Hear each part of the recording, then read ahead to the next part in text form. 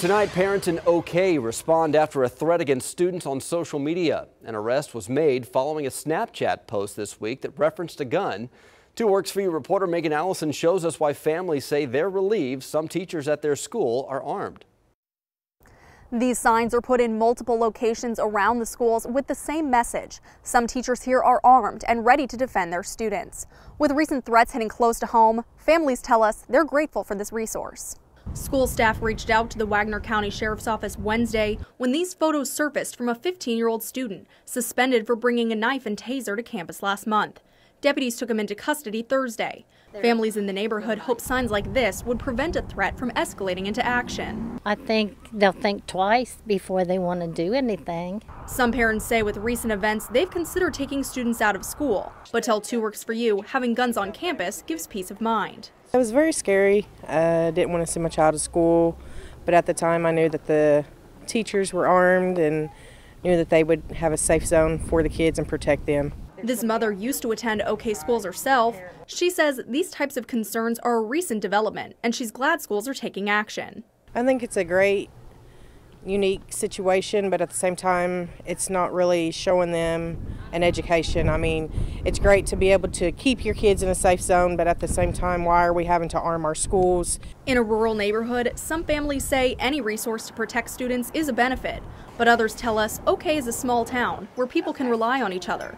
We just don't live in a big city where there's so much going on, you know. This is a pretty quiet little town. It's a nice little town. It's a good little town to live in. Everything's okay and okay.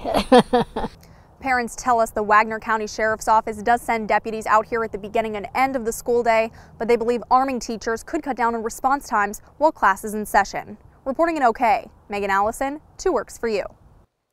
Developing now tense moments at Central Michigan University. Authorities say 2 people were shot and killed inside a dorm this morning. They say the incident appears to be domestic related. The 2 people killed were not students at the university.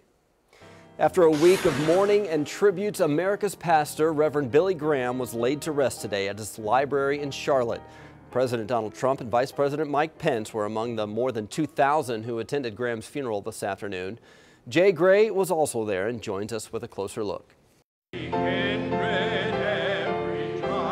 They gathered this morning beneath this massive tent. A president and preachers, dignitaries and leaders, believers from around the world, drawn to the big top. Jesus said you have to become as a little child. Just as they've been for decades, by the passion and faith. What shall it profit a man if he gain the whole world and lose his own soul? Of America's pastor. Thank you all for being here, and you're here because you love him. The service was filled with the tenets and traditions of Reverend Billy Graham's life. He loved the Bible. It governed how he lived, and it governed how